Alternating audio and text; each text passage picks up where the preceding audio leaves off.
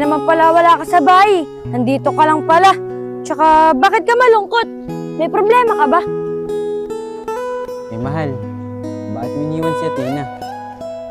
Wala nang babantay dun. Alam mo naman, pag natutulog yung anak natin, napakalikot. Mahal, di ko naman siya pinatulog sa duyan eh. Pinatulog ko siya sa baba. Pagising ko pati, wala ka dun. Kaya hinanap agad kita. Mahal, ano ba talagang problema mo? Bakit nagkakaganan ka? Sabihin mo sa akin, baka matulungan kita. Mahal, iaaminin ako sa'yo. Bumalik na naman dati yung puso ko, yung pagkapusong babae ko. Pero mahal, huwag kang mag-alala. Hindi ko tatalikuran ang responsibilidad ko sa inyo, lalong-lalo na sa anak ko. Pero mahal, sana naman, tanggapin mo pa rin ako, patulad ng pantanggap mo sa akin noong una. Mahal, paano nangyari yun? Diba, higit 2 taon na tayo nagsasama. At saka, diba, sabi mo sa akin, magbabago ka na. Paano pagka nalaman ng tatlo, inaapong, na magiging ganyan ka uli? Sigurado ako, aapi-apihin ka na ng mga yun. Mahal, hindi ko na rin alam eh. Ewan ko ba sa sarili ko, bakit nagkakaganto. Pero mahal, hayaan mo na. Pag nakikita ko na lang yung tatlo, hindi ko na lang sila papansinin. O paano mahal, tara na, baka magising pa si Athena. At magisnan tayo na wala sa tabi niya, mag-iiyak pa yun. Tara na mahal.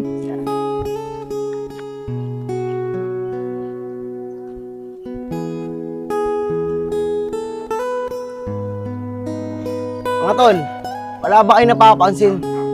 Hindi natin nakikita si Ever sa ngayon Siguro, may ibang pinagkakabala na yung taong yun.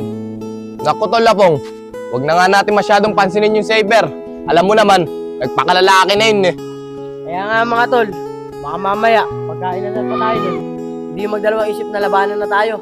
Kaya, mahirap na. Baka magkasakitan pa tayo.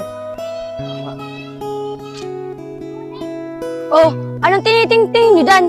Tara na nga, mahal. Mga tol, nakita nyo. Lalaking lalaki na ang dating. Kaya nga mga tol, pero hayaan na lang natin yung Saber. Tara na! Tara.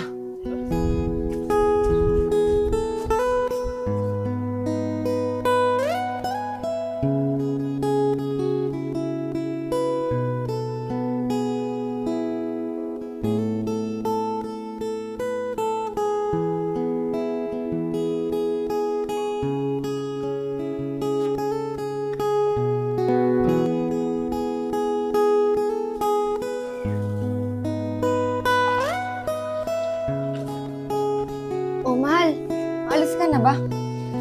Oo mahal, kailangan kong kumayod.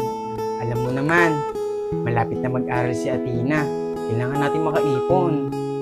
Mahal, nag-aalala talaga ako para sa'yo. Baka mamaya, nakita ka na naman ng tatlong yun, na ganun ang suot mo, kung ano na naman gawin nila sa'yo. Naku mahal, di ba sinabi ko naman sa'yo kahapon na hindi ko na sila papansinin? Magpo-focus na lang ako sa aking trabaho na maitaguyod ko kayo na maayos. At saka mahal, hayaan mo na sila. Hindi naman sila makakatulong sa atin eh.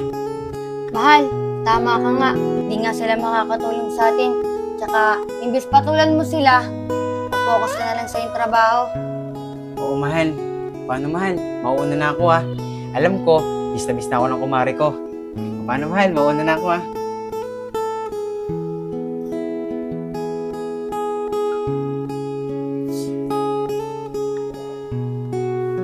Bye, Bye! mahal.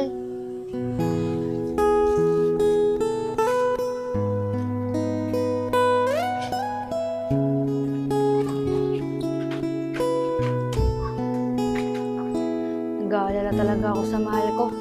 Sana naman, huwag siyang kulitin ng tatlong yun, sinaapong.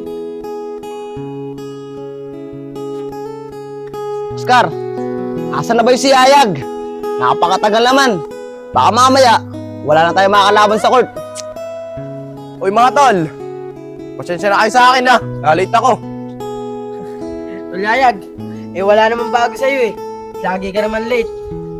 Pero teka lang, saan ka ba talaga galing? Kanina pa kasi kami dito Nyapong, nag-aantay sa'yo. Eto Oscar, maskerta lang naman ako pamusta natin sa court. Kaysa naman kasi ako sa inyong mangyaram. lalong-lalo na dito kay Scar. Pag nangyarang ka saglit, sisingilin ka agad. Ako mga tol, tama na nga yung sumbatan nyo. Tara na lang sa court. Baka mamaya wala tayong mga kalaban dun eh. Tara.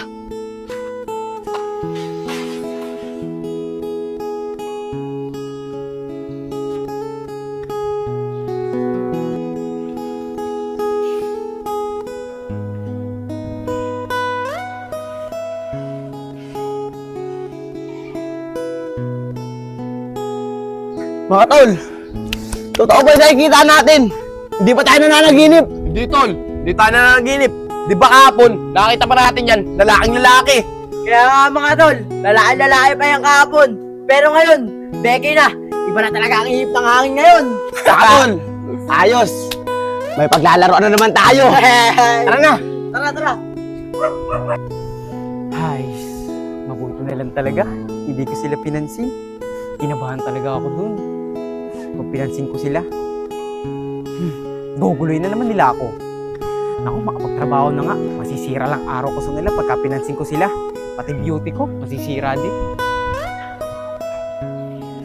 Yayag, Oscar, hindi ako makapaniwala na naging Becky ulit sa Iber. Tulapong, ikaw na nagsabi. May paglalaroan na ulit tayo. kaya nga tol Lapong. Pagkatapos natin maglaro, kapag na natin sa Iber, maglaro ulit natin siya. Sige mga tol. Yayag, Oscar, tara. Kumaring Yeye, maraming salamat ha. Susunod ulit, kontakin mo ulit ako. Bye-bye! Ayos to. Kumita ako kahit konti.